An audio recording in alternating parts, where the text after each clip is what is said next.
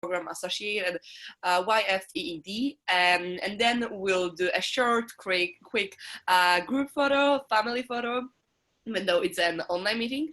Then we'll move to the session one. So it's a panel discussion, and each of the speakers will have the floor for 10 minutes. And you probably also received the list. Who is what is the list? Then there will be a session 2, so there will be questions and answers, so it will be more interactive.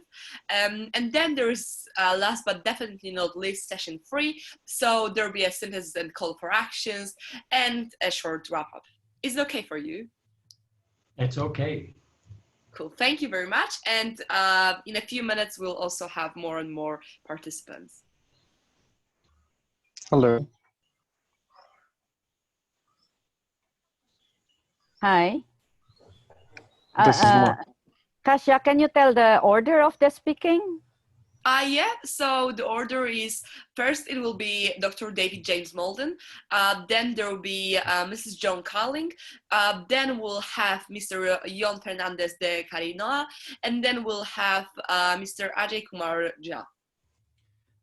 Sorry if I pronounced your names in the wrong way, so if I did, can you say how I should pronounce that? It's perfect in case of mine, Kasia. Ajay, that's how we call it. Great. Kasia, am I able to share a screen? Yeah, you will be. Our technical team will assist you with that. Okay. I know that they are around, so they will probably send you the, oh yeah, you should be able to do that now. You're a co-host. So when I will just give you the floor, you have to click share screen and just do that. I think it works. Okay, thank you. Kasia, I'll switch off the mic and also switch off the video when I'm not speaking. I hope that's okay. Yeah, that's okay. Perfect, thanks.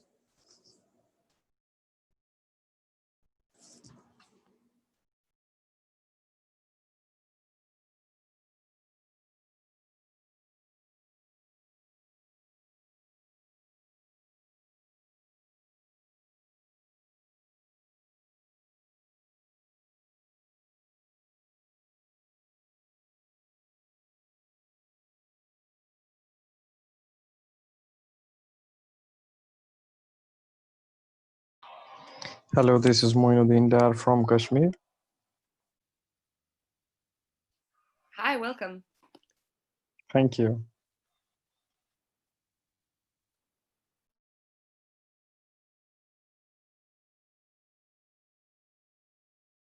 We'll wait 2-3 more minutes and then we'll start.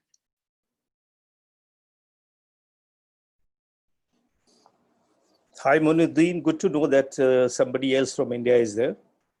Thank you. Which organization do you work with? I'm working with UN Human Rights Commission currently. Great.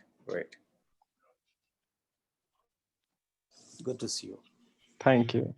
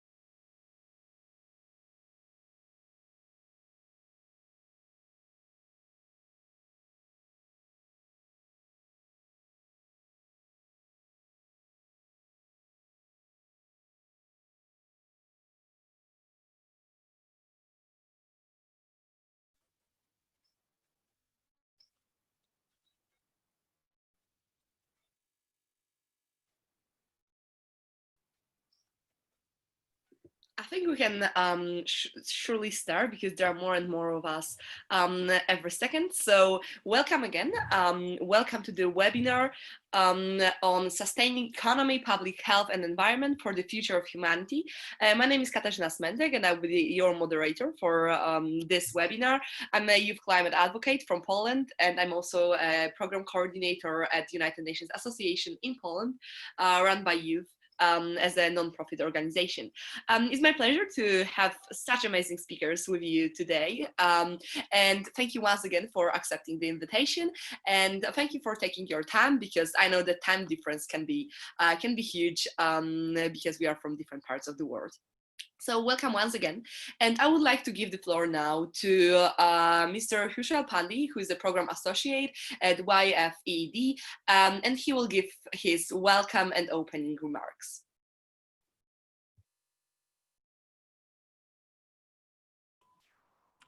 Thank you, Ms. Kaisha. I hope you can hear me. Yeah, Hello? we do. Oh, okay. Namaskar and welcome everyone to the fifth and final installment on the series of webinar on sustaining economic, public health and environment for the future of humanity. This webinar is organized by Youth for Environment, Education and Development Foundation YFED in a joint initiative with United Nations Major Group for Children and Youth. Now, talking about YFED Foundation, this is a youth-led non-profit, non-governmental organization which was formally established on 2017 AD. We YFED Foundation is specialized in environmental protection, quality education, and sustainable development goals. And we have revered interest in serious disciplines such as women empowerment, gender neutrality, and human rights. And we also work to empower youth through social entrepreneurship training and workshops. Now, today's presenters are to speak about youth, mountain, and COVID-19 crisis. We have Dr. David James Molden, who is Director General at International Center for Integrated Mountain Development, ICIMOD, Kathmandu, Nepal. To speak about indigenous economic and COVID-19 crisis, we have Ms. Joanna Carling, who is focal person at Indigenous People Major Group for Sustainable Development, IPMG, and she's from Baguio City, Philippines. And to talk about agriculture, food security, and COVID-19 crisis, we have Mr. Jon Fernandez de Lernoa.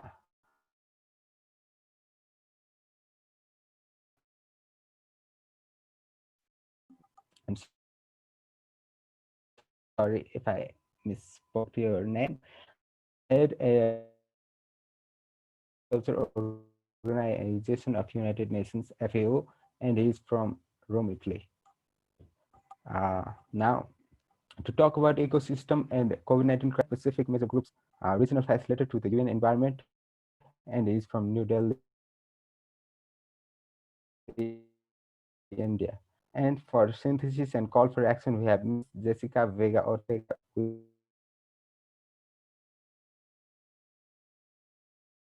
co-chair at Global Indigenous Youth Caucus, and she's from Valle de Chalco, Mexico.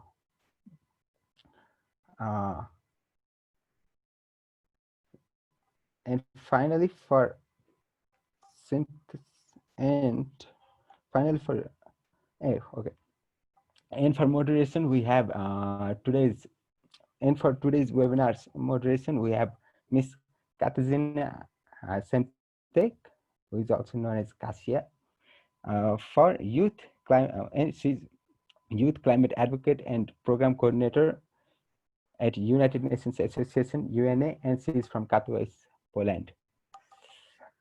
Now, as you can see in the screen, the agendas of today's webinar are community empowerment, green economy, international diplomacy, holistic overview of current global pandemic. And we expect the following outputs: creation of virtual platform for learning to our sustained youth action through policy follow-ups and grant application, to put limelight on the possibility of human and economic development imposed by the pandemic, sharing of valuable information and suggestion by intellectual at may be useful for tackling environment and socioeconomic changes at local level, and inspiring youth towards leadership and social entrepreneurship in combating the abnormalities. And finally, the objectives of these webinars as a series was capacity building for youth entrepreneurship, for social work, and for environment and its protection.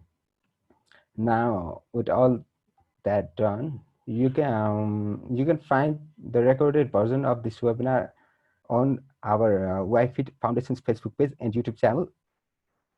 And I hope the next hour and a half will be a fruitful one for all of us. Thank you. Miss Kasia, you can take over now.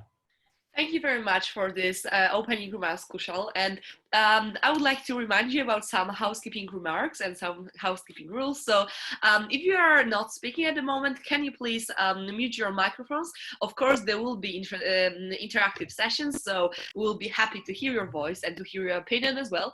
And it will be amazing if you can turn your cameras if it is possible, if your internet connection is okay.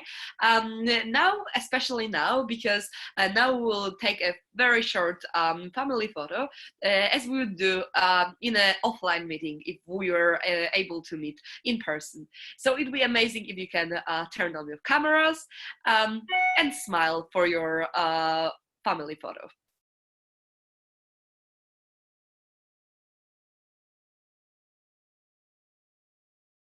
I think that's all right. Thank you very much. And now we'll move directly to the session one, so panel discussion. As I mentioned in the beginning of our webinar, we have with us amazing speakers, experts on the field, and people who are really engaged in different aspects, in different areas. First, we'll hear the statement, the intervention on youth, mountains, and COVID-19 crisis, because it's important that all of the interactions will be also in correlation, of course, with the pandemic. Can you please mute your microphones, please? Thank you very much. Thank you. So, as I mentioned, on this topic, we'll have Dr. David James Malden, who is the Director General for International Center for Integrated Mountains Development in Kathmandu, Bagmati Province, Nepal. Thank you very much for accepting our invitation, and you have the floor now. Okay, thank you so much, and really wonderful to be here. I hope I would like to share my screen to give a little bit of an introduction about mountains, and then talk about youth and the COVID-19 crisis. But first, it's just fantastic to be here. I'm based in Kathmandu, and it's monsoon season, so actually you might hear a little bit of rain behind me. Okay, the area that I would like to talk about is the area where I'm living and working now. I work with ICIMO, International Center for Integrated Mountain Development, and we work in that area in the white called the Hindu Kush Himalaya. And it's a high mountain area also containing hills. I saw somebody was here from Chittagong Hill Tracks, and we also work in that wonderful area as well. But it's home to a huge amount of diversity, including culture. There are 1,000 different living languages in the region, and certainly that diversity will give us strength in the future, as well as the biodiversity in the region. It's kind of in itself a microcosm of the world around us. And by the way, it's the source of water for about 2 billion people. So it's an incredibly important global asset, incredibly important asset for Asia. And this is the satellite remote sensing images. It's showing the region stretching. I mean, here we don't see boundaries. I think that's great to think of the world without boundaries, but it does indeed stretch from Afghanistan clear to Pakistan. There you can see the Himalayan arch in front and the Tibetan plateau in the background. but people come together, and I believe it's a great force for bringing people together, people with different cultures, languages in the region. And something I feel we need desperately now is to work together. And I'm hoping that the mountains can bring us together, because really what happens in the mountain impacts 1/4 of humanity. But in spite of that important, I think it's, usually people think about Mount Everest or going to the mountains for holiday. And in fact, about 240 million people live in mountains. And it's really one of the neglected and poorest regions on Earth. So we recently did an assessment, and this is before COVID-19, where there's a high degree of food insecurity. About 30% of the population suffers from food insecurity. Similarly, about 80% of the population does not have access to clean energy for cooking. Water security, by the way, is a huge issue. So when we're talking about keeping our hands clean because of the virus, a lot of people, that's a really difficult thing to do. It's about 1/3 of mountain people live in poverty, compared to about 1/4 of national averages in the countries we work. And by the way, the countries we work are Nepal, Bhutan, India, China, Pakistan, Afghanistan, Bangladesh, and Myanmar. And I'm sure a lot of the participants are from those countries. And like many places in most of our countries have a very high degree of out-migration, although that's interestingly changing. But it is people looking for better opportunities as we're moving forward. Okay.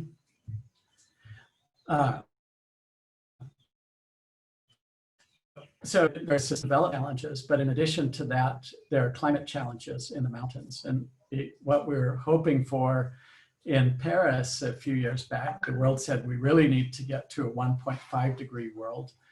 But in fact, if it's 1.5 global average temperature rise by 2100, it will be over 2 degrees in mountains. And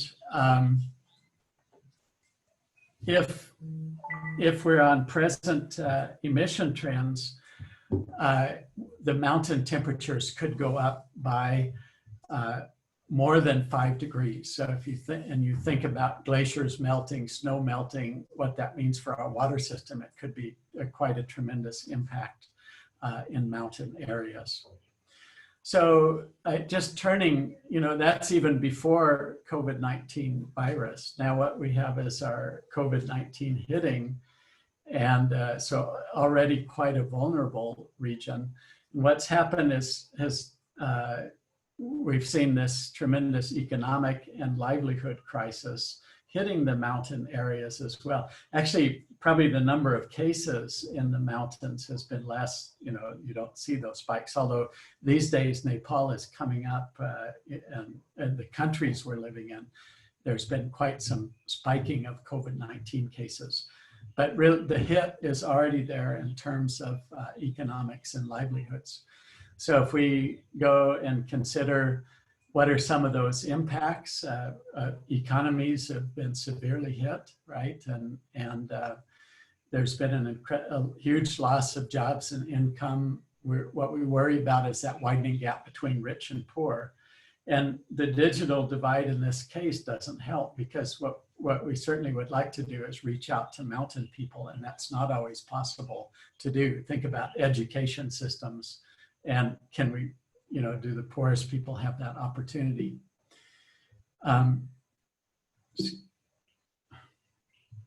Excuse me. Excuse me a minute. Okay, so now migration has been quite interesting, because what typically we see in mountains, and has been the trend for the last years, is that young people, especially young men, move to cities, move to the Middle East for jobs. Now, with this COVID-19 crisis, what we see is that reversal, where people are leaving the cities, leaving the Middle East, leaving and coming back to the mountains. So, and it's really is a tragic scene these days. but perhaps one that can offer some opportunity. There's a huge gender issues coming up. You know, the workload of women already high with outmigration of men. You know, with the caretaking role, there's certainly been an increased workload. What we're really worried about is more gender-based violence in the area. And I believe agriculture, nutrition, hunger are major concerns. So think about in the mountains. Mountains are wonderful places for nutritious food, high value products, hard to grow enough really to feed a family all year round. But now it's difficult to get seeds and other agriculture inputs.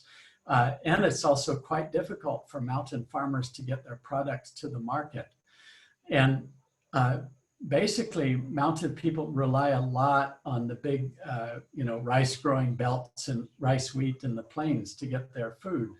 And so we do worry a lot about even the future of food security and the potential of hunger in mountain areas as we're moving forward. It's been interesting. We've had these days, although monsoon and clouds are coming in, but the air pollution is a lot less. So on the environmental scene, we're getting mixed signals. Yes, you know, we're getting clean air. The region is surprisingly has unclean air normally, but now with rains and not many people driving around, we can see the mountains. But on the other hand, you know, a lot of these really important ecosystems that are remote and have a lot of important species, there's a lot of poaching going on and extractive pressure. So I live right near a big forest. And these days it's unfortunately too common to see people going in and picking these beautiful orchids and getting them on the market.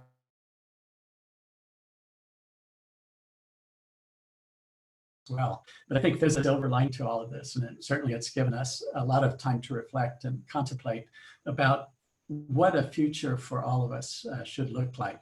So what I'd like to do is get a little bit into some of the responses or solutions.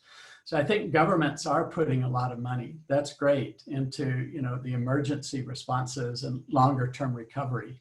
So that what the key message from us is that with that funding that goes into the recovery, yes, let's get back on our feet economically, but let's also support sustainable mountain development. Let's also support climate change.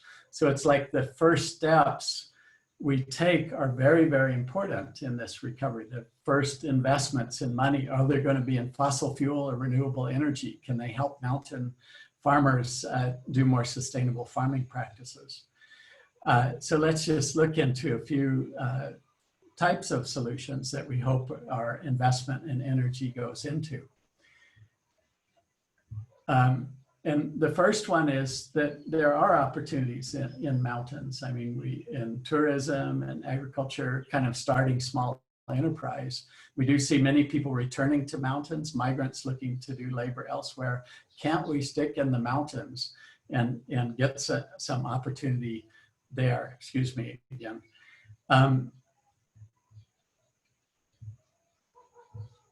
There's the solutions we should be looking for are nature-based solutions. And in fact, I believe that it's our disregard for nature that got us into the mess, right? In a lot of the areas where we are, where there's such a close relation between people and nature.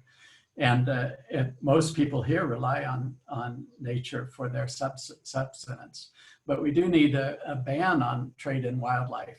And our solution should be working with nature, for example, organic agriculture, or using our forests in a good way, using our forest products, which there's a lot of medicinal values in mountain forests.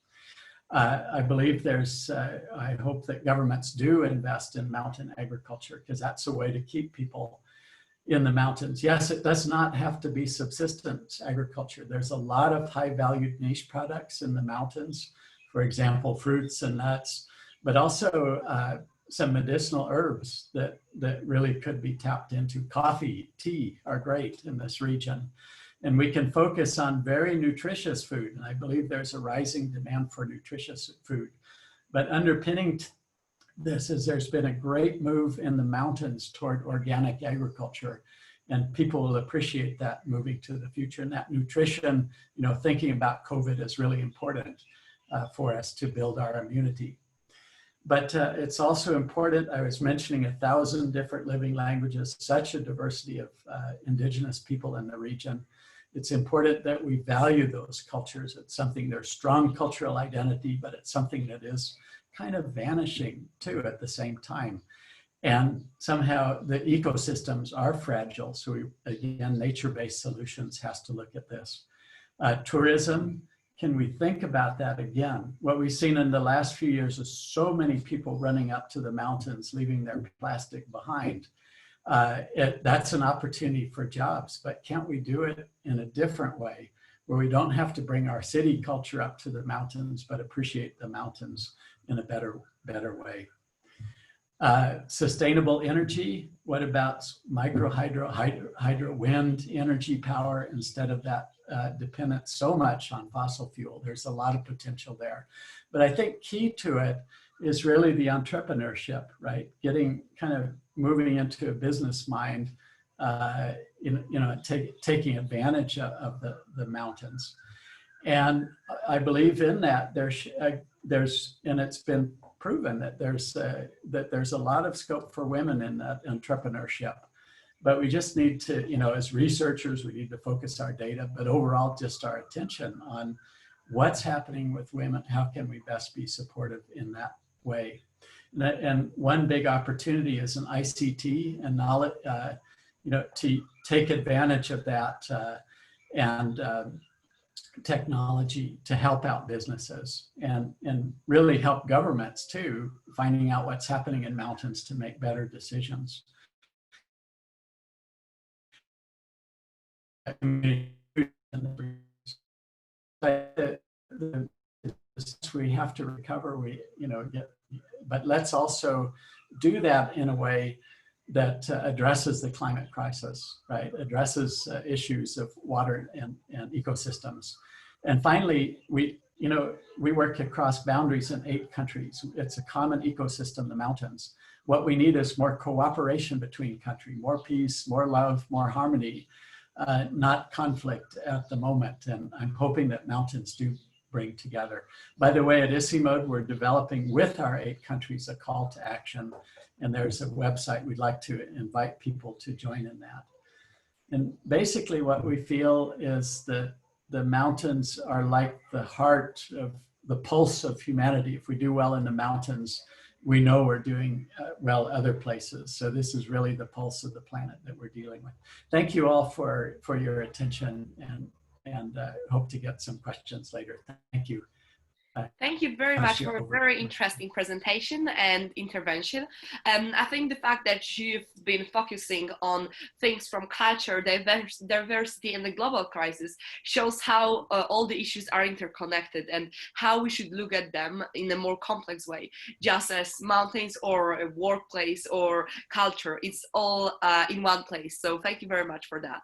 And I would like to remind you that in case you would like to ask any questions to our panelists, there will be, of course, a question and answer session, but in case you have any questions just now, you can type them in the chat box and our speakers can either reply in the chat or we'll have some time during this second session. And now, with no further delay, we'll move to Ms. John Cowling, and she will be addressing Indigenous economies and COVID-19 crisis. And she's a focal person at Indigenous Peoples Major Group for Sustainable Development, based in Manguil City, Cordillera Administrative Region in the Philippines. You have the floor. Thank you once again for accepting our invitation. Thank you also for the invitation, and I congratulate the youth for taking this initiative. And I would also like to greet all the participants to this important conversation. The topic given to me is on indigenous economies and COVID crisis. Now, just to set the context when we're talking of indigenous economies, we are talking first of the material base of indigenous economies, which is our land and resources. And second, that of course it's we're talking of indigenous peoples. So I would just like to share some data on who are the indigenous peoples and how are we in the world. The recent data on indigenous peoples is that we are actually 6.2% of the global population, with 476.6 million, and majority of these are in Asia. But also take note, and this is an important demographic information, is that 73.4% still live in rural areas among indigenous peoples. And so when we talk of indigenous economies, then we are talking also of this majority of indigenous peoples who are still relying very much on their subsistence economy, or their economic activities based on the sustainable use and management of their resources for their basic needs. So this is in relation to food production. So aside from talking about the traditional livelihoods of indigenous peoples, we are also talking about handicraft production, non-timber forest products that supports the economy and income, and also food production for their own use, but also for income. So these are ties all together what we refer as indigenous people's economies. But we know that a lot of indigenous peoples are having difficulties in their territory, and there's a big number of migrants or migration of indigenous peoples to find jobs elsewhere. And we see this in Asia, very much expressed, for example, in India, Nepal, but even in where I come from, the Philippines, Myanmar, and other countries. Now, if you look at what are the implications of COVID to the indigenous economies, one is, of course, with the current lockdowns and restrictions, there is a direct threat to food security, and that means also a threat to the health and well-being of indigenous people. So it's more, we become more vulnerable to get the virus. I will not dwell so much on the issue of food security, because I'm sure Yon will tackle that later. But what I want to focus is also on the threats to particularly the economic base of indigenous peoples, which is our land, territories, and resources. And like, for example, now, if we look at Brazil, which has one of the highest cases of COVID, a lot of the indigenous peoples in the Amazon have declared their own lockdown. They decided to go on self-isolation so that they will prevent the virus getting infected with the virus. So they went further in the forest, but then the illegal loggers have taken advantage of that situation and have encroached further to their lands. And that means there's actually land grabbing happening now in the cover of under the cover of COVID, which is going to not just weaken the economic base of indigenous peoples, but also becomes because of the other people coming into the territories of indigenous peoples, they are potentially the carriers of the virus. And that's exactly what happened in Brazil. The illegal loggers and miners are actually the ones who brought the virus to certain communities.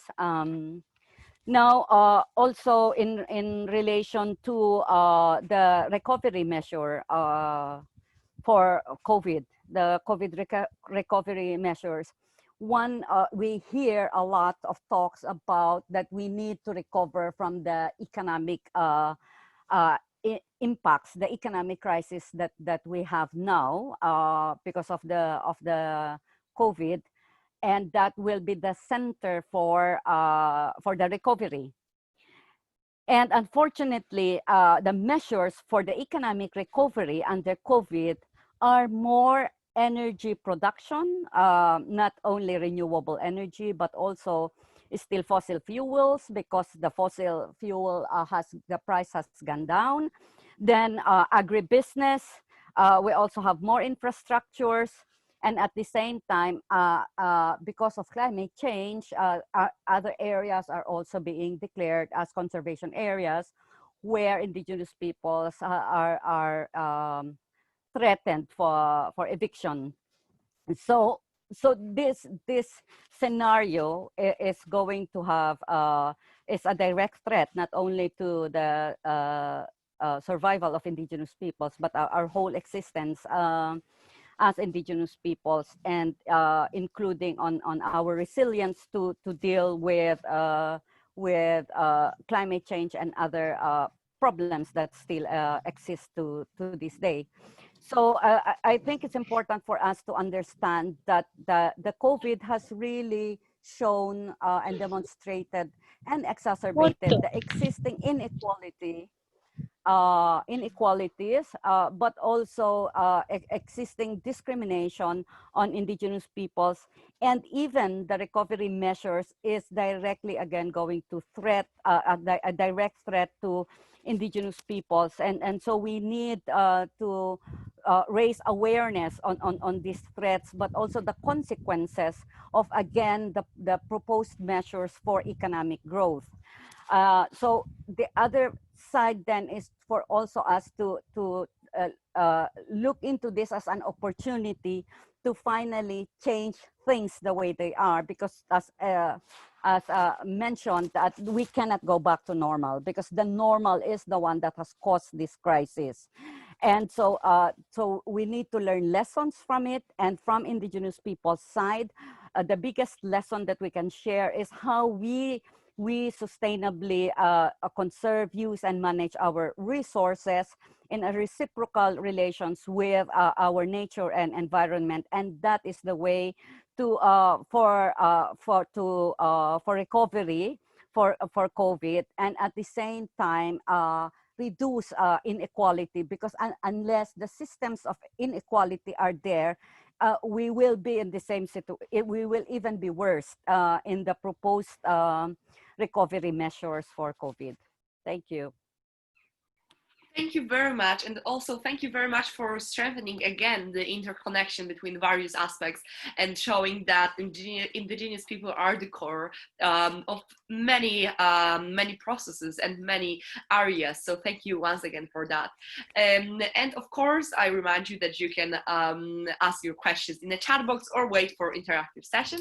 And now we'll move forward to Mr. Jon Fernandez de la Riva, and he will give the speech on agriculture, food security, and COVID-19 crisis. So again, we can see the impact on COVID-19.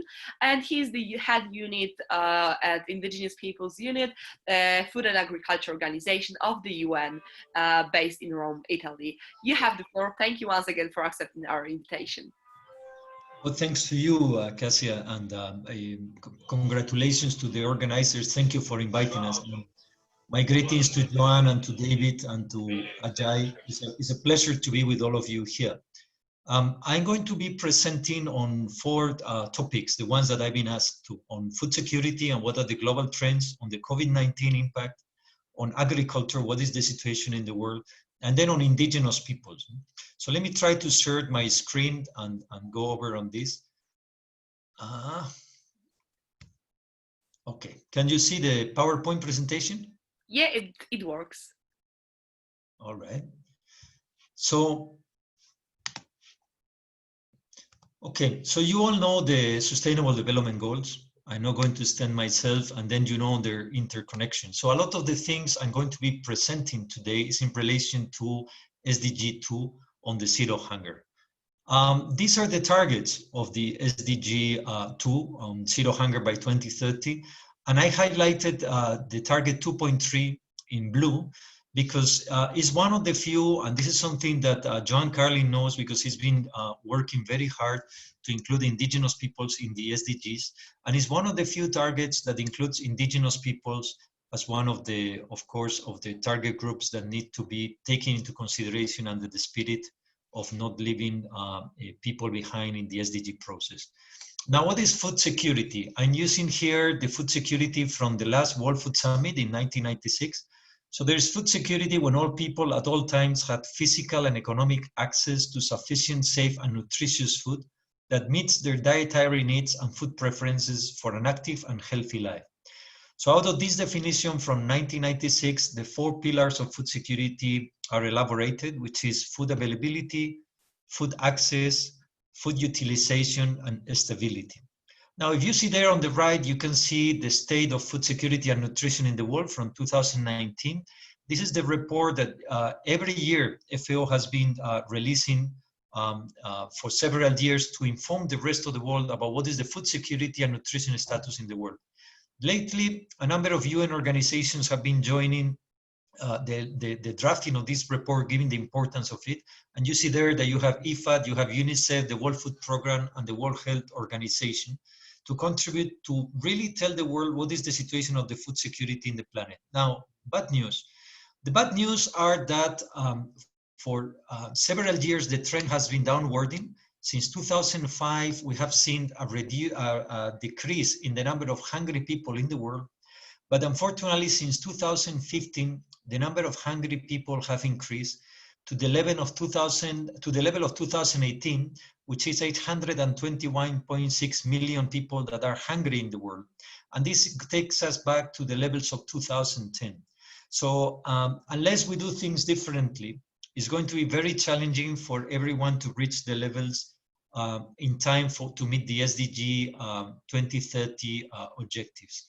Now, what is it happening? It is happening that now we have 2 billion people that are estimated of not having access to safe, nutritious, and sufficient food. So besides these 821 million, we have 2 billion people that are in a situation of uncertainty. But it's very interesting to see that also on top of this, we have 2 billion people that are overweight, and this keeps increasing.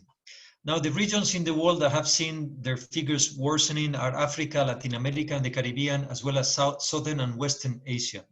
And very interestingly, more women than men are undernourished in all the continents. Now, what are the drivers? Conflict, climate variability, economic slowdowns are behind this rise in hunger. But what is very important to understand is that the changes in climate are threatening all the dimensions of food security, from availability, access, to utilization and stability. Now, there's a number of countries that are seeing undernourishment together with economic slowdown. And this is because a lot of the food insecurity is coming through the lack of access to food. It's coming from a lack of economic opportunities to access food. And then I think Joan was talking about the inequality. Inequality is causing economic slowdown and is having an important effect on food security and nutrition, particularly for lower income populations and poorer countries. Now, what is going on with the COVID-19 impact? It still is a bit early to fully grasp all the socioeconomic impacts of this pandemic. But what is clear is that the restriction of movements is really having an impact on the economy in the world. The International Monetary Fund is estimating GDP loss in the world of 3%, but this is being revised. This is being revised but not only by IMF, but also by different organizations, the European Union, the US, and what is still a bit early to understand what are going to be the full impacts of the COVID-19 pandemic. Which is clear is that it depends on whether there will be new outbreaks, and whether it is going to be the slowdown and the restrictions of movement are going to continue or not. What is very clear is something, again, that I think that Joan mentioned, and is that those workers that depend on migration, that depend on agricultural labors, they are really suffering the full impact of the restriction of movement. Interestingly enough, and I will talk about this in a minute, the world market for foods is well supplied this time. And there is enough stocks of cereal at the global level to at least avoid in the short term a massive hunger. Again, a lot of the impact is being suffered through the incomes and the loss of incomes and the loss of jobs for many of the poor people in many of the countries, as well as middle income economies. Very interestingly, there's a number of countries that are facing a combination of the pandemic plus previous conflicts, climate shocks, and very interestingly, in East Africa is the lesser locust outbreaks that is having a tremendous impact in the economy. It's important to consider that the food value chains are suffering, and it's very important to prioritize the health of consumers and workers worldwide to avoid, to recover as soon as possible from the health side of the pandemic and to recover the economies.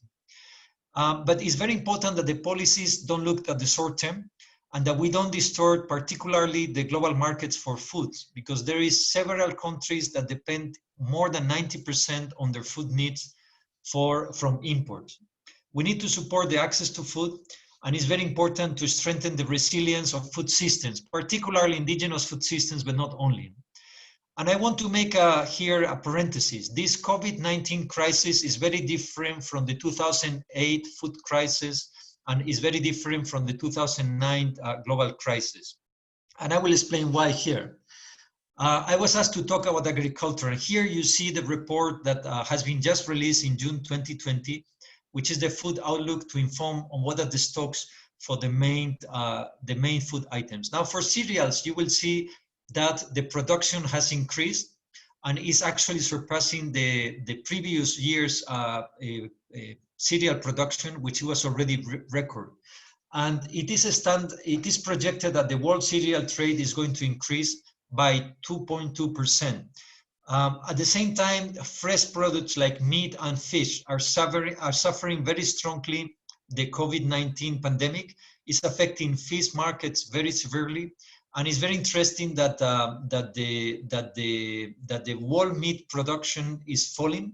At the same time, the meat prices have also fallen. Now, sugar has been going for some years now, that the production of sugar does not cover the global demand. And this is an issue now. We are having consecutive years that the production falls below the level of global consumption. Milk is doing okay. The production of milk is growing worldwide, but the exports are going to contract by 4%. And oil crops, what is very interesting is that the oil crops, the demand is meeting the supply. So it's a very narrow margin for many of the oil crops worldwide. Now, what is it happening to indigenous peoples and COVID? You can see there a link of the policy recommendations that we've been making to states. Which is very important, is that despite the lack of data and statistics about indigenous peoples, it's very important that they include them not only in the health containment measures, but very important that they include them in terms of information and in the economic recovery packages. It's very important that the social protection packages involve and include indigenous peoples. There's thousands of migrant workers that are indigenous, that have lost their jobs, that are blocked in the cities. It is not the same, the impact of COVID on indigenous peoples, whether they live in their community and they maintain their traditional food systems, or whether they are migrant workers working in an urban center. We know, for example, that in Latin America, the majority of indigenous peoples, I think it's about 50%, a little bit over 50% live in the cities. In North America, the large majority of indigenous peoples live in the cities, with New York being one of the largest concentration of not only COVID-19 cases in the US, but also indigenous peoples population. So we have indication that indigenous peoples are being affected all over the planet, in the Amazon jungle, in Africa, in Latin America, in Asia. But it's very important that the violence against indigenous peoples stops. And this has increased in some countries. We have seen this in Colombia, we have seen this in other parts of the world, and it's unacceptable that indigenous peoples are being targeted, taking advantage of the lockdown to suffer violence. Now, many indigenous peoples have resorted to their traditional practices of confinement and locking up their communities. Some of them, they follow an elaborated spiritual ceremony. And this, in some cases, is also affecting the food security of these communities. What is the way forward? Of course, it's very important to, and I think Joanne mentioned at the end of her intervention, that we cannot go back to the same model. We cannot go back to do things the same way that we were doing if we want to avoid new pandemics and if we want to do things differently and better. And we believe, and we are fully convinced, that indigenous people's food systems, they hold many of the answers to address some of the issues that the world is facing these days. We need to go back to give value to the traditional methods, to the traditional knowledge, and we need to make sure that the capacity of indigenous peoples are enhanced by supporting the safety nets and respecting some of the traditional mechanisms and governance systems that they have to address these situations. Now, if we take a pencil and we looked at the history of humankind, the very tip of the pencil will be the Green Revolution. That is, since 1945, the use of agrochemicals to produce food. But agriculture was born in 8000 before Christ, and even before, for thousands of years, indigenous peoples have been maintaining their food systems, generating food by managing the environment and managing the territory in a way that preserves biodiversity and at the same time generate food for the population. So much to learn from how humanity has been feeding itself without destroying everything. And we shouldn't be blind by the Green Revolution, the agrochemical and the pesticides ways of feeding the world. There's many other ways that are equally important and equally viable. Now, there's many characteristics of indigenous food systems. I'm not going to extend myself on this, but some of them is, of course, the linkage between spirituality, between territorial management, between culture, the importance of language that David was alluding, for example, in the Hindu Kush area, but all over the world, the linkage between language, resource management, territorial management, spirituality, and the capacity to generate food is impressive.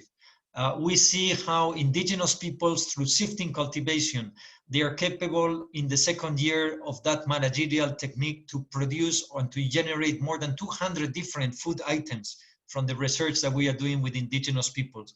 This is impressive when we looked at the narrowing of the food demand at the global level, at the food supply.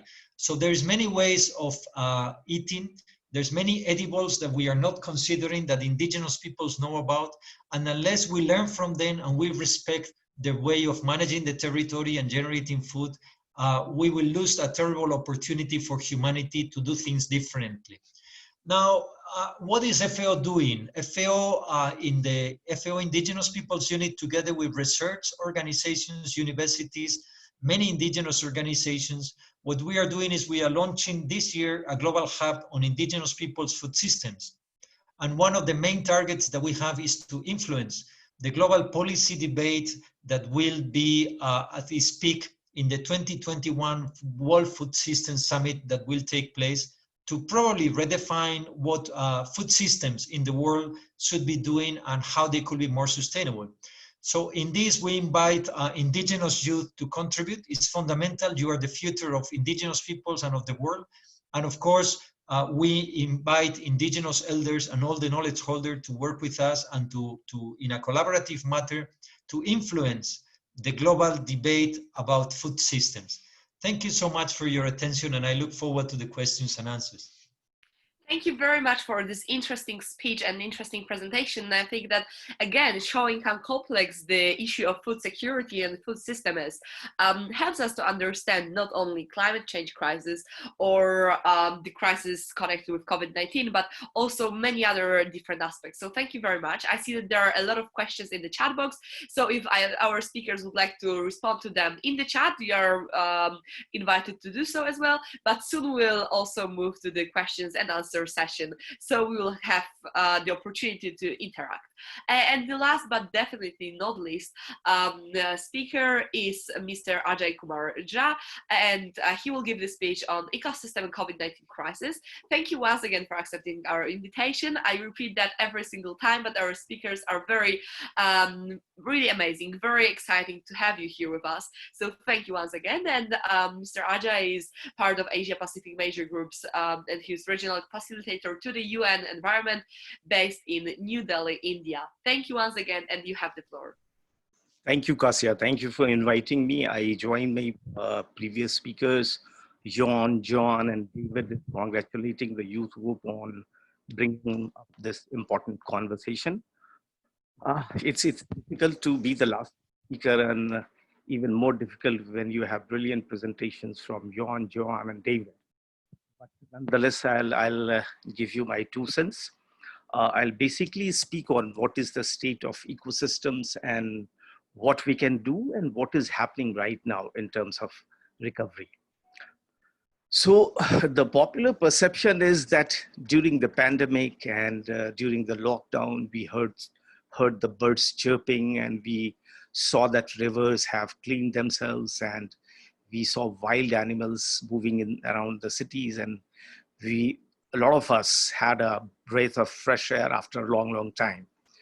So the popular perception is that pandemic has been good to the environment. That I would say is marginally true. Marginally true in the sense that carbon emissions reduced significantly during the first 4 months of the year, and in countries like China, in the US, in India, in European Union also, carbon emissions came down by 1/3 to 1/4. But while the carbon emissions reduced, the environmental and ecosystems degradation continued. A lot of people don't know about it. We have generated huge amounts of organic waste, mainly food grains and fishes that could not be exported and shipped and traded because of the lockdown. We have generated huge amounts of biomedical waste, and we have also generated huge amounts of waste in paper and plastic. Especially plastic has seen rebounds by many times. Even in the US, the sale of plastic was 300% more than the previous 4 months in the previous year.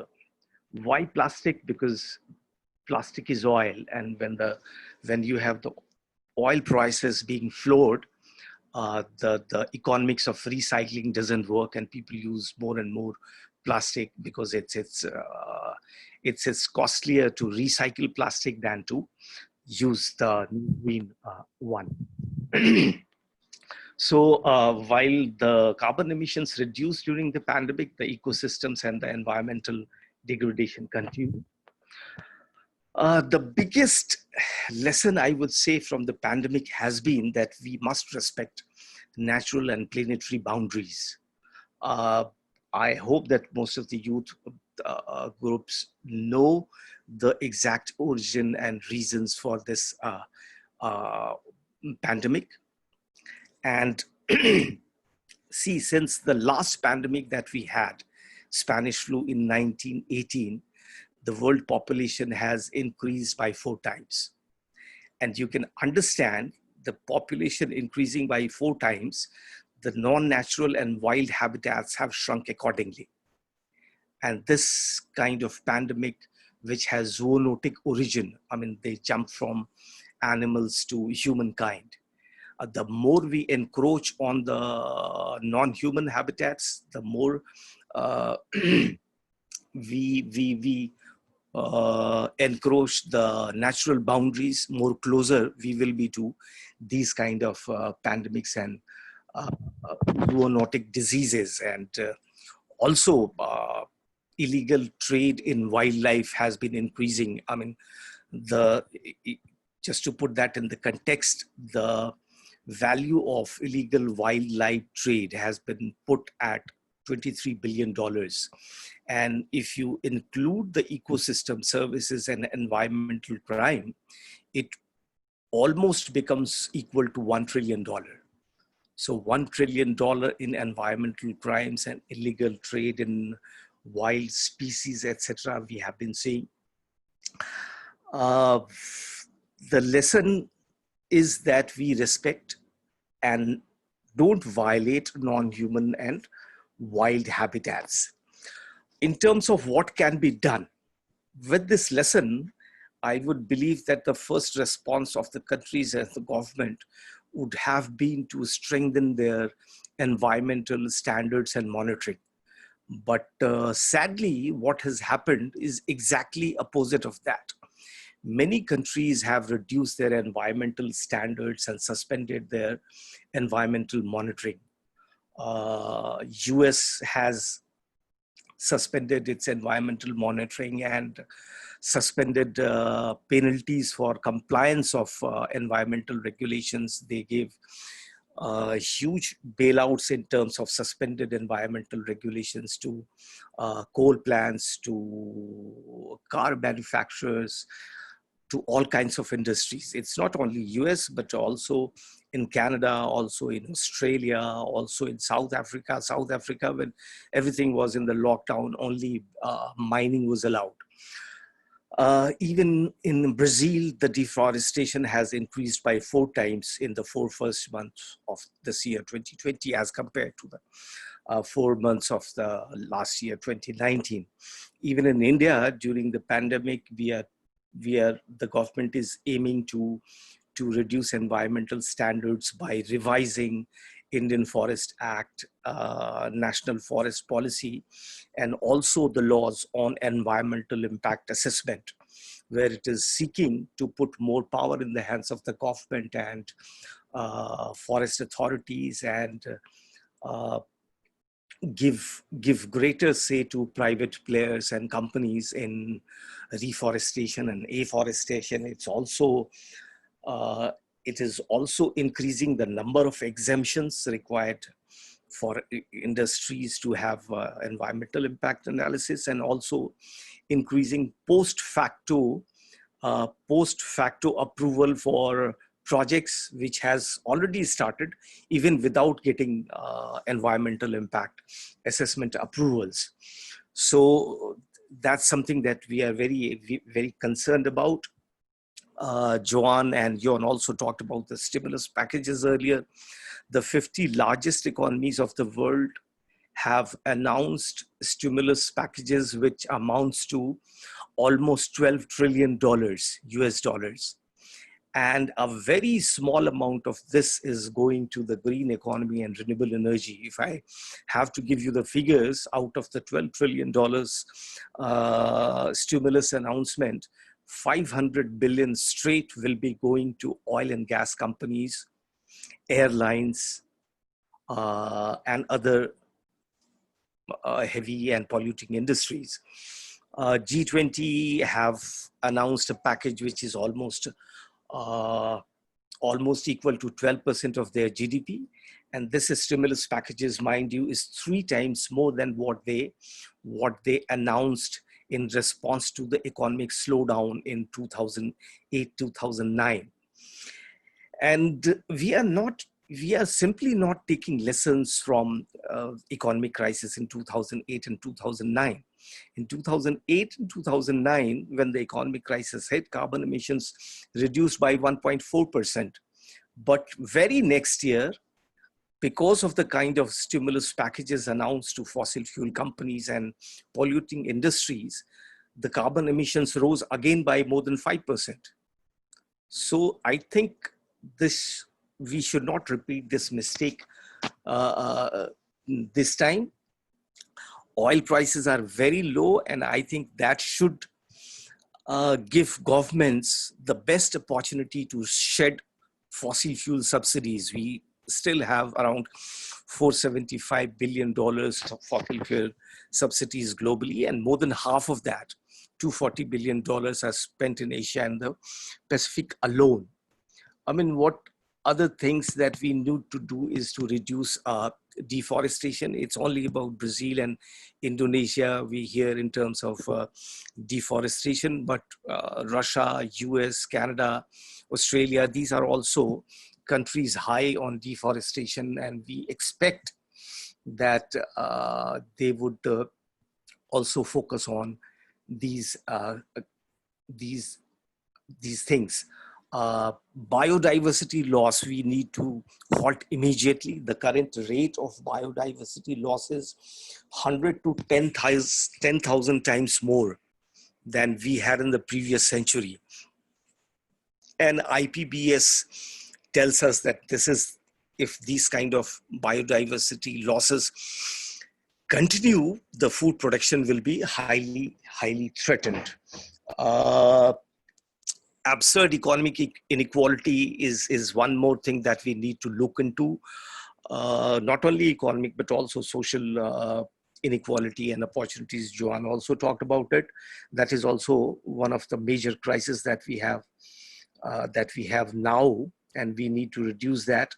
And last but not the least, we need to reduce our carbon emissions. Many of you might be aware that we have to reduce our carbon emissions by half by 2030 and get to net zero by 2050, by middle of the century. But we don't see any governments coming even closer to that. Even European Union, which is the first region to have a climate law, and they say that out of the 1.2 trillion euros stimulus that they have announced, 25% will be left alone for the climate action. But there also we see a lot of money, especially from European Central Bank, going to fossil fuel companies, including Shell and Total. Now, before I end, I think it's now an high time to have a binding treaty under UN on clean environment. More than 75%, 80% of UN member countries already have a law on clean environment. But unfortunately, in majority of the countries, environment is not a mainstream sector, and it's only used as an add-on, icing on the cake sort of thing. So it's high time, I think, that countries and youth groups also start talking about a binding treaty on clean environment. And to stop, I would say that treating COVID-19 pandemic as a singular issue or concern is not done. We need to have, there is huge interlinkages among all the sectors, whether you talk about food and agriculture, whether you talk about energy, whether you talk about transport, whether you talk about housing, you talk about mountains, cities, water, etc., etc. We treat them in a manner that prevents us from going back to the same normal. Thank you so much. If there are any questions, I'll be happy to answer.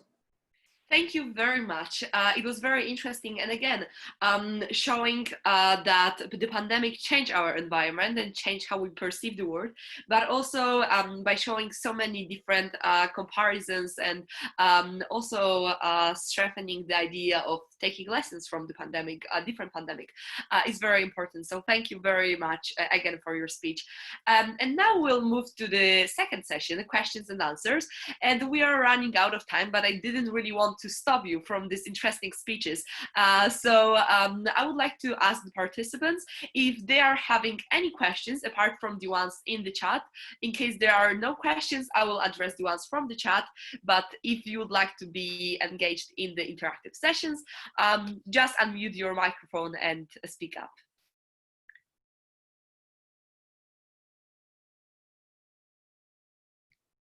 Okay, we are hearing none yet.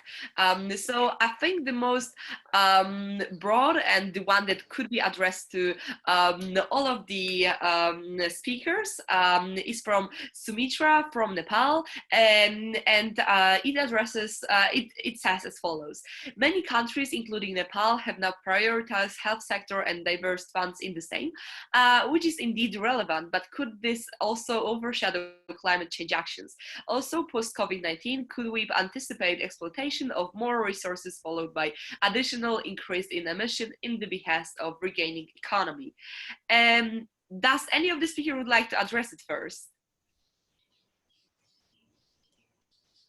I can put in you have the floor. But great. I think that, you know, yes, we have to have good health systems, and it's good that governments are putting money into the recovery, but I think they could be putting money into a green recovery right? One that really addresses climate change. And because that will also help us in economic growth. So Ajay was pointing out so many people putting money into oil companies. Why aren't we putting money into solar panels and sustainable energy and entrepreneurship? So I think the point is this is a great opportunity to address climate change now too. So let's not forget about that issue. So that's a short answer. And thanks, Sumitra, for that. Can I come in, Kasia? Yeah. I was wondering if I could complement a bit what David mentioned, if I may.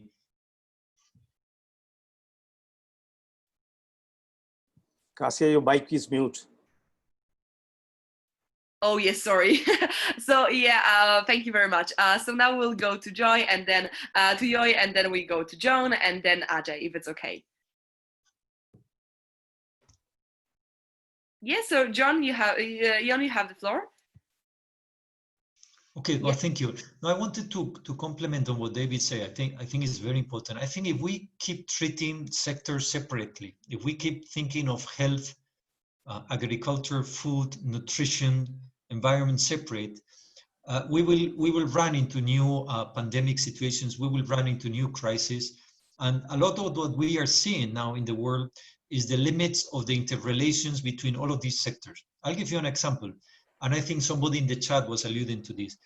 We have 821 million people that are hungry and 2 billion people that are in a situation of uncertainty with respect to food security.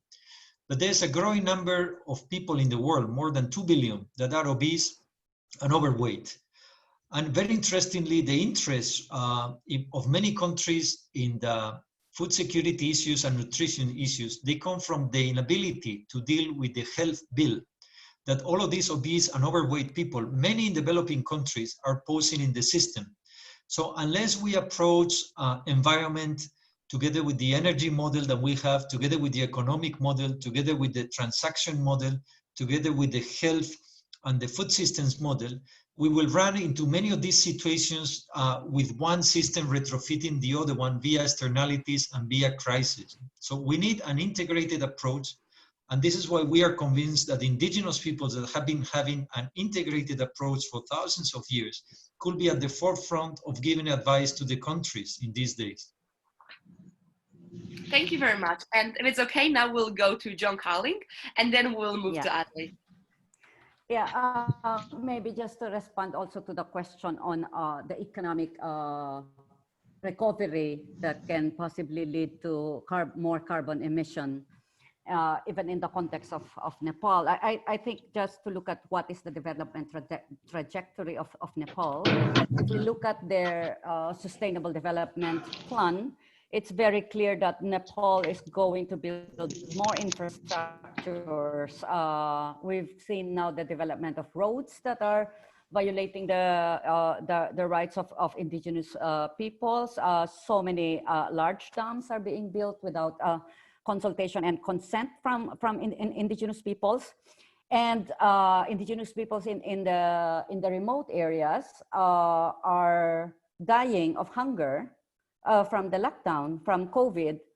And I've seen in one news that there's 1,200 cases of suicide. So that just shows the desperate situation, right, of those that are already marginalized and still facing further marginalization and discrimination under COVID. And yet the kind of economic recovery that is being envisioned is still the business as usual. And that is really, really very worrying. So I think addressing it from the youth perspective, from the youth, I think this is an opportunity for the youth to also better understand in a more long-term strategic intervention that is needed, particularly when we're talking about the recovery in the context of sustainable development and combating climate change. And the youth have, including indigenous youth, have very important role to play in terms of raising more awareness to the negative results of this kind of development track that is causing more inequity, to get to get involved in innovating ways for more sustainable use of resources, and engaging in decision making, so that their voices are also going to be heard, because it's also the future of the youth that is at stake, and they need to participate in decision making, but also in finding real solutions to the crisis that we face. Thank you. Thank you very much. And now we'll move to Ajay Kumar for a short remark. Thanks, Kasia. Healthcare concerns remains one of the biggest concern in developing countries, even in countries like India, and I think Nepal is no different from that. Majority of the out-of-pocket expenses of the people go for health care and health services. So while it's important to focus on health and food and agriculture, but the response of the government should be integrated, and that's what the SDGs and Agenda 2030 framework talks about.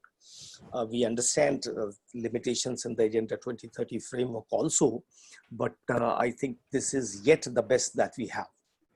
And besides having an integrated approach in responses, I also emphasize that we need to have centrality of environment. If you look at the human health in last 3 decades, 60 to 70% major diseases have come from animals, and they are zoonotic in their origin.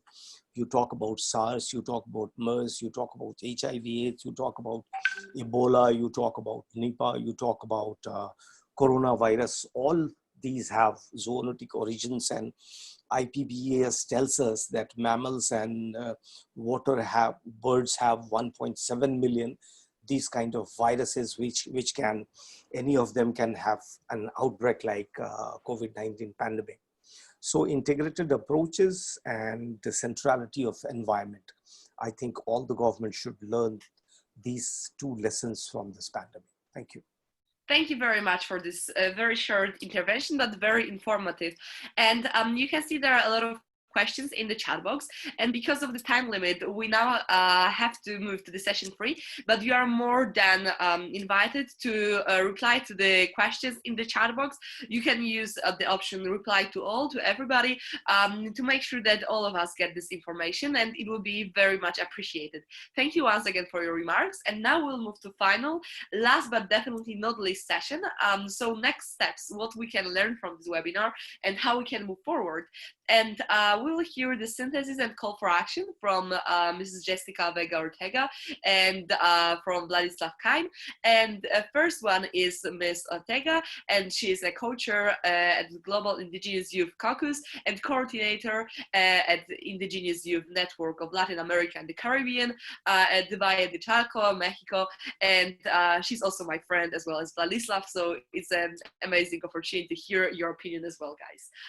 You have the floor, Jessica. Thank you, Kasia. Thank you, everyone. First, I want to say good morning, good afternoon, good night. I don't know what time is the people now, but here is really early. But I stay really happy for this invitation. First, I want to say good energy, sisters and brothers in the war.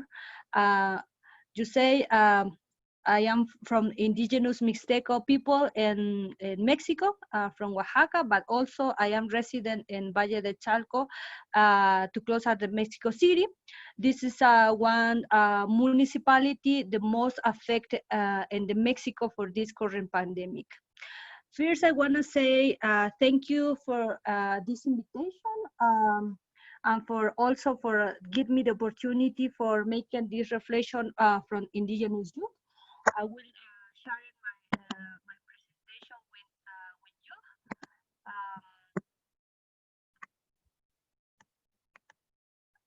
And I don't know if you see already or not.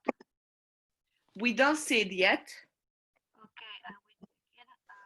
And I think we don't hear you very well. Can you speak up a bit? Okay. Oh yeah, we see your presentation, yes.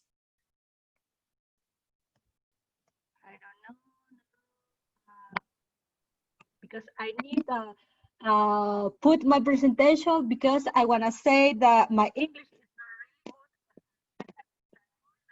We don't hear you very well, Jessica. Can you speak louder? okay. Thank you. I don't know if you see already my presentation or not. Yeah, we see your presentation. Yeah, we do.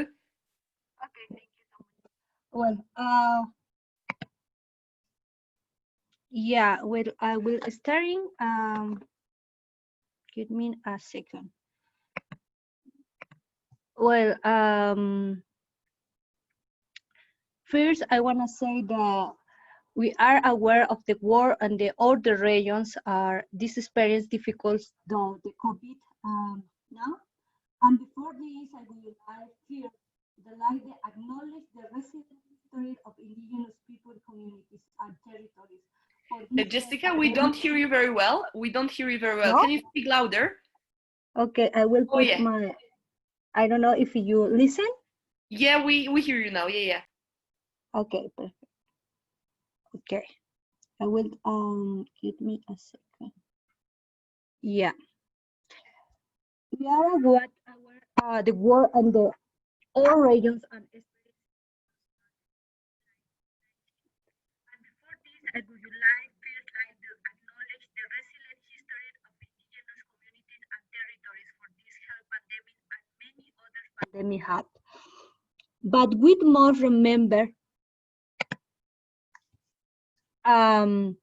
we continue to be the same context of the vulnerability despite the historic effort for individual and collective human rights for indigenous peoples and indigenous youth. We had many efforts for integrate our perspectives and the priority in the Agenda 2030. But this emergency and the cause has led visible the lack of the forcefulness to able to speak of gender equality and eradication of poverty, zero hunger or peace to mention some of the objectives and the we must seek the real commitment on the states on the goals. Because of the one hand, we had arcade agendas for advance of the rights, but in other counter mobilization against rights.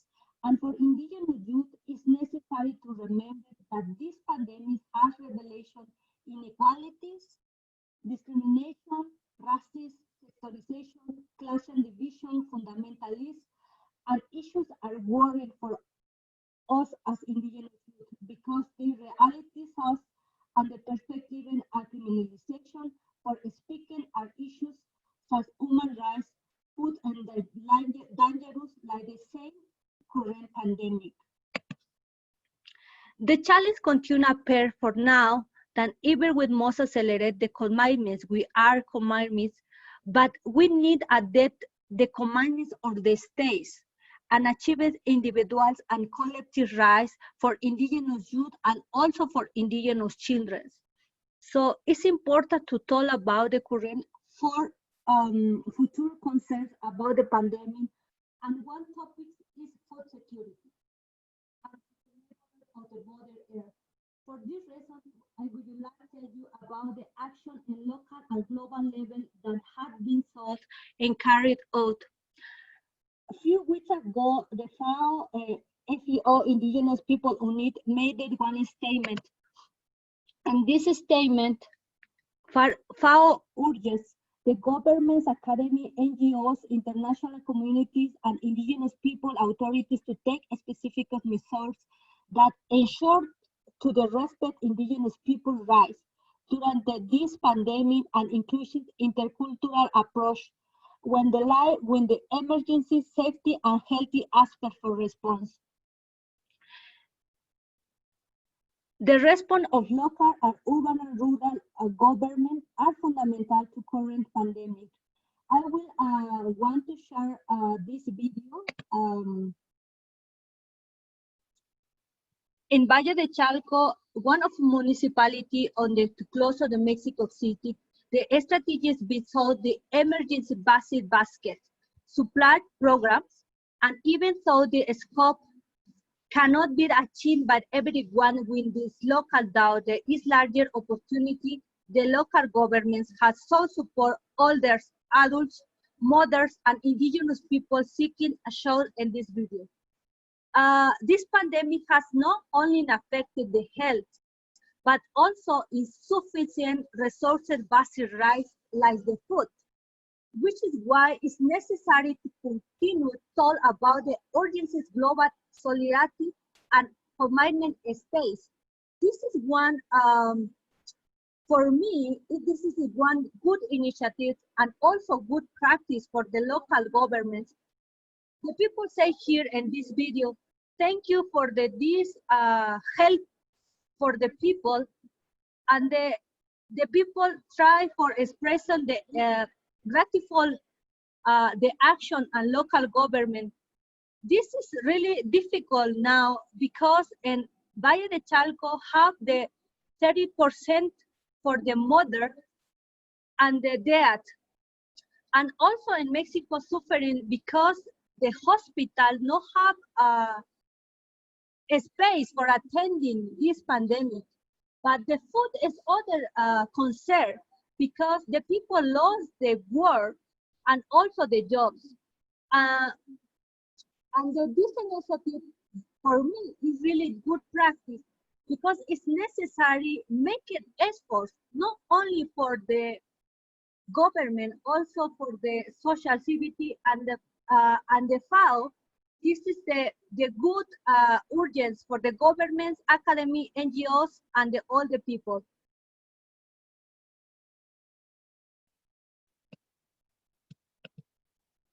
The fight against hunger and the economic crisis is coming down. The loss of employer, street trade, became one of the main economic activities indigenous people, mainly in city concerns. This has causes the speed risk contagion. Many people organize popular posts and collective center and distribution baskets bring the plant or food to the homes. The people make it organization for try for bring food are the other brother and sisters in different countries, not only in Mexico, also in different countries like Uruguay, Guatemala, Colombia, and the indigenous people try for making strategies for bring food in the collective aspects. Because if the people will feed, they will not have a strong immune system and will more defense against the disease. States must commit to the food emergency policies. The global economic resources also affect the countries that promote international cooperation with indigenous peoples, which is why the crisis and the cooperation and the projects coming years. For this part, I would like to make it recommendations. Strengthen the community gardens, for example, community markets, barter resources on dishes, and also access to water, because a lot of communities not have access at the water, and then they cannot attend in the recommendation. As well, local and also in local and international actions when the help and the support like the same like the agency FEO. The Global Indigenous Youth Caucus working together with FEO for making efforts not only in this current pandemic, also 2 years ago, starting working for establishment the Union National Forum of Indigenous Youth for Food Security, because like the indigenous people see, it's necessary to talk about the food system, indigenous food system, and also the protection for the Mother Earth. As indigenous youth, we highlight solidarity as one of the ancestral values, and human rights is values. And this time, the emergency lets us remember that we need recovered community values.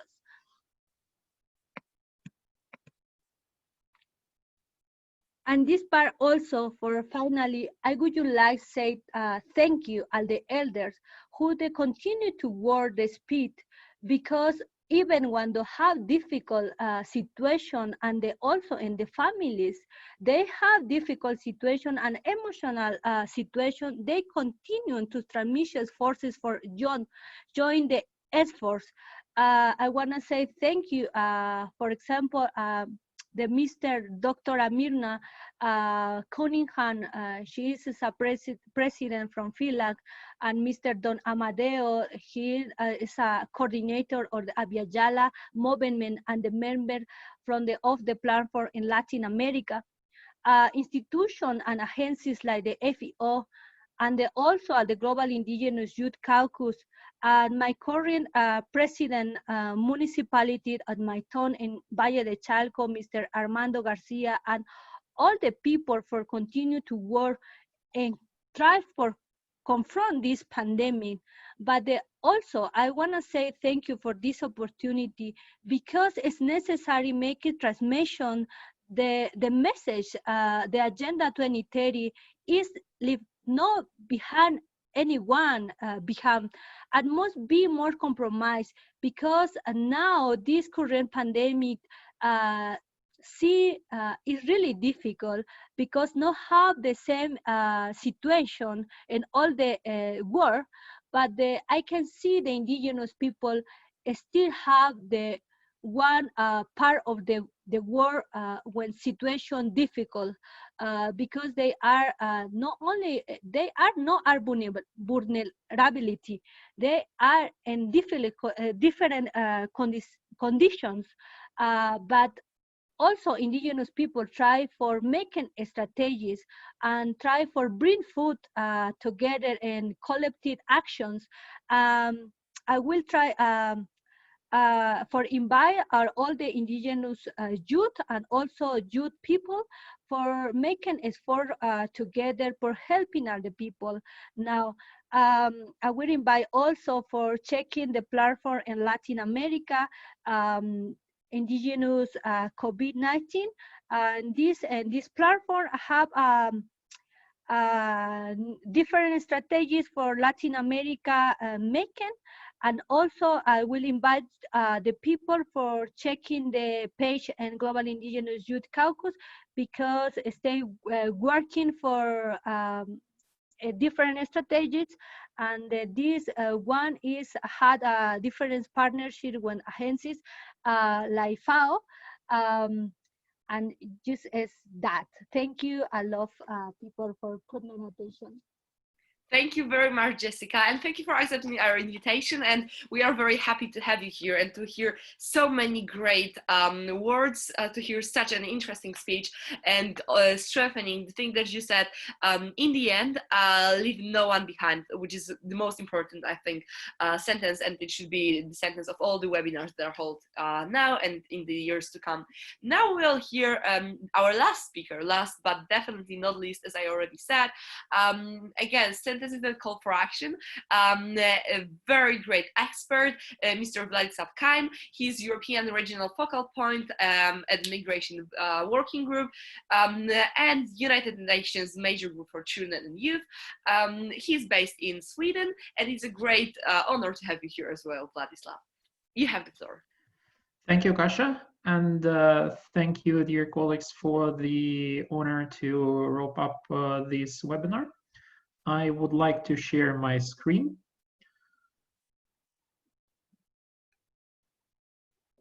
And you will let me know when you are able to see it. Yeah, we do see it. Yeah, so as you can see from the topic and also by my professional formation, in my synthesis, I will focus more on the economic side of things. And in this process, it is important to understand that restarting the economy in our communities, especially in a sustainable way, is a very tight race against time.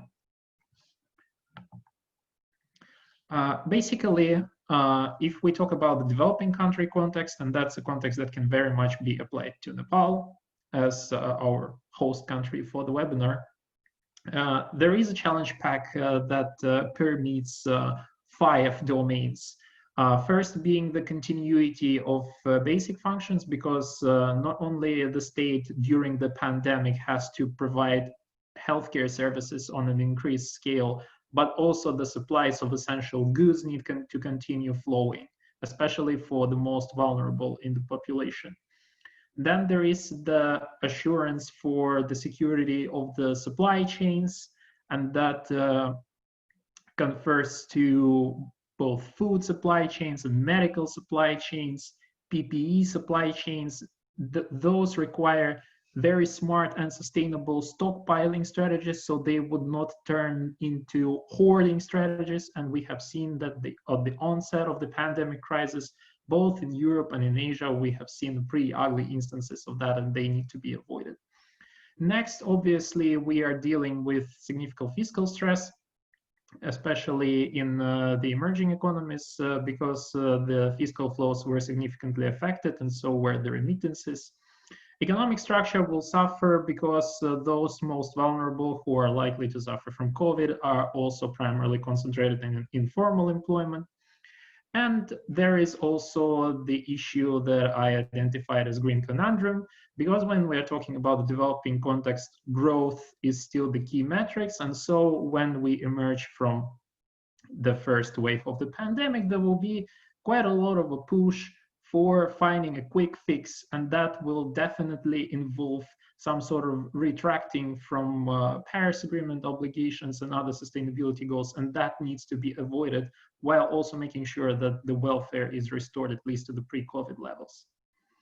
Ultimately, when we are talking about challenges, it's also important to have a foresight about what our communities could and should look like after COVID-19, like what's our end game.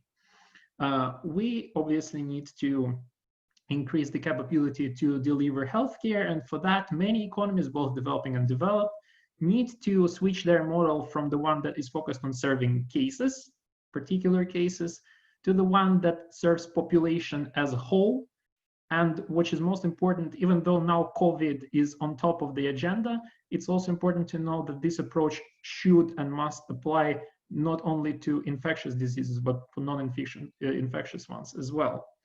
Distribution capability will need to be improved, both in terms of stockpiling and the last mile delivery. Hence, the community involvement should be much on a much higher scale than it was previously.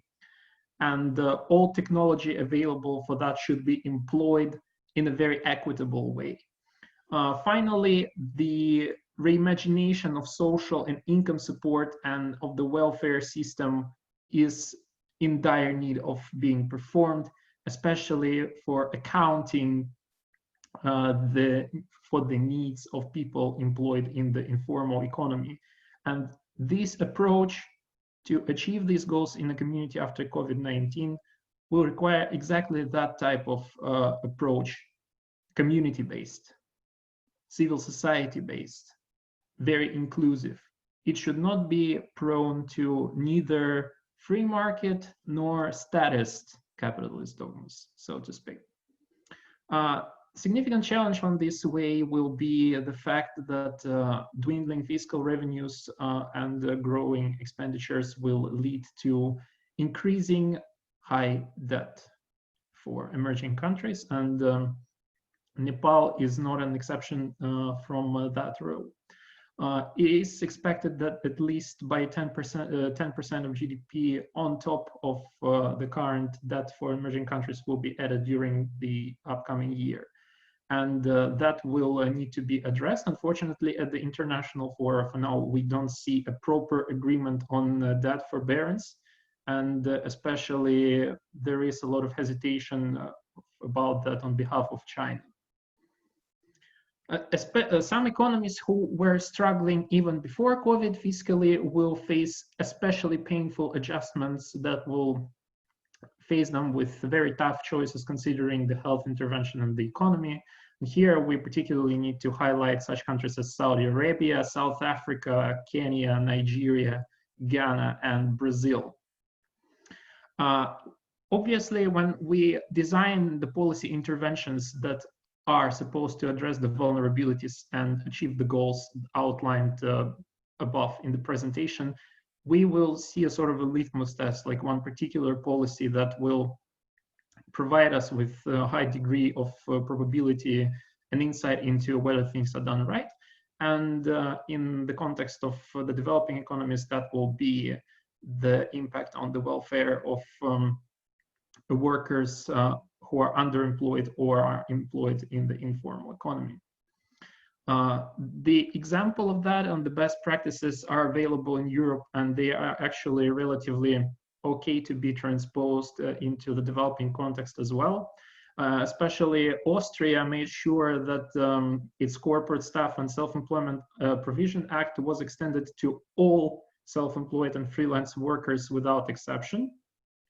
Then the experience of Spain and Portugal also shows us how to avoid the exploitation of the loophole where businesses are employing people as individual contractors in order to escape some legal and the social costs associated with it.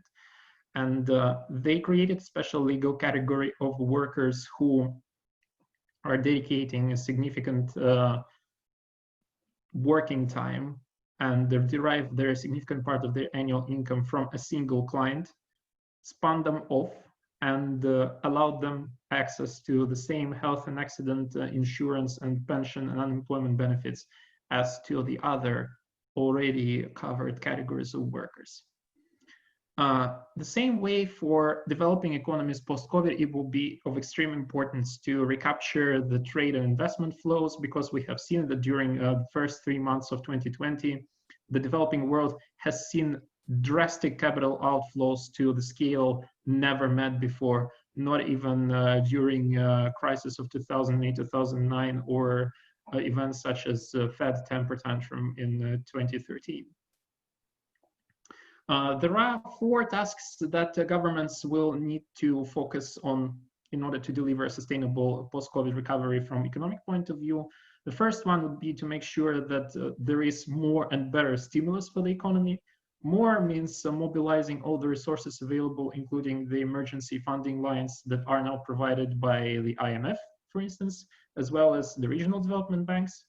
When it comes to better stimulus, it means crafting a good balance between what IMF calls above the line measures, which means direct cash disbursements to population or tax breaks, and the so-called below the line measures, which primarily involves giving preferential loan to businesses or giving them loan guarantees. The second one would be protecting the population against increases in prices for the critical supplies, because at the international market, the prices for many of them have shot up significantly. And you can see from the slide that such protection staples as protective goggles and medical masks shot up nearly by a half, and many other items like protective clothing shot up by 20%, and every percent is represented by a sum that cannot be invested in increasing the capacity of healthcare system elsewhere. And one of the elements of assuring that this will not happen is to make sure that the tariffs that countries have on the imports of medical and protective equipment don't punish its own healthcare system and its own population. And the last but not the least, it's important to look into the future and into the aftermath of the COVID crisis in terms of its implications on debt. And here, when we're talking about the developing context, especially Asian context, of course, it will be important to look at the sovereign debt dynamics, but actually where even more trouble can brew is the private debt, because the resumption of business may be pretty uneven and painful, and many companies will emerge from the crisis over-leveraged, and a potential trigger of multiple bankruptcies can throw the emerging economies even further into the abyss. With that in mind, I would like to thank you again for the opportunity to speak and to wrap up the webinar, and give back the floor over to Kasia. Thank you very much. And I think both Jessica and Vlad again showed that youth can be experts in the given fields, and we should take the opportunity always to give them floor to learn from their experience and also learn their perspective, because both of them showed that they really know the topic very well, very deep. And thank you once again for accepting our invitation. So now I have the honor to wrap up the whole webinar. We are a little bit over time, but because your speeches were so interesting, I really couldn't stop you. And I'm very happy to see so many questions and to see so many interactions between speakers and participants in the chat box. That's great to hear your opinions. That's great to hear what organizations and what initiatives are you working for or at. That's really amazing. And then once again, I would like to thank Dr. David James Molden, Mrs. John Carling, Mr. Jon Fernandez de Ranoa, Mr. Ajay Kumar Jha, as well as Mrs. Jessica Vega Ortega, as well as Mr. Vladislav Kaim. Thank you once again for this amazing opportunity to learn so much, to be part of this very informative webinar that also has been strengthened in our chat box.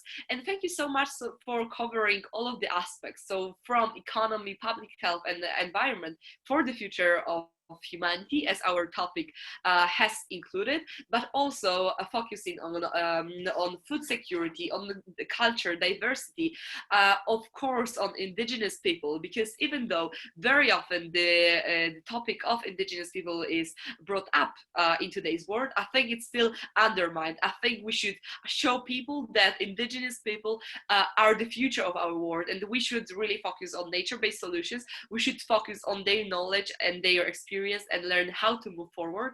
Also in regards to COVID-19, because I agree with one of the speakers that actually this disregard to nature has brought us to the mess we are in. So I really think that the knowledge coming from indigenous people can be a way forward. Thank you once again. I wish you a lot of strength, health, and staying safe in today's world, despite this difficult time we are in. Thank you once again for accepting our invitation, and thank you for staying with us so long. Thank you. Thank you, Kasia. Thank you to all the organizers. Bye-bye. Have a great day. Thank you. Have a great day, everyone. Thank you. Bye-bye. Thank you.